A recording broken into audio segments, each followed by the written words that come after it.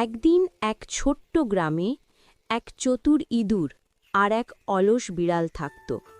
বিড়াল সারাদিন ঘুমাত, শুধু তখনই জাগত যখন খিদে পেত, আর ইঁদুর সারাক্ষণ দৌড়াদৌড়ি করে খাবার জমাত নিজের ছোট্ট গর্তে। একদিন বিড়াল ঠিক করল, আজকে ওই ইঁদুরটাকে ধরবই। সে ইঁদুরের গর্তের পাশে লুকিয়ে বসে রইল। ইঁদুর বুঝতে পারল আজ কিছু একটা গণ্ডগোল আছে।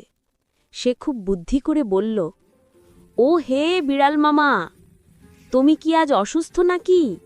তোমার গলা থেকে কোনো আওয়াজই আসছে না। বিড়াল ভাবল, এই তো সুযোগ, আমি চুপ থাকলেই ও বেরোবে। তখন ইঁদুর হেসে বলল, যে বিড়াল চুপ করে থাকে সে তো আরও ভয়ঙ্কর। এই বলে ইঁদুর অন্য দিকের ছোট্ট গর্ত দিয়ে পালিয়ে গেল। বিড়াল ক্ষুধায়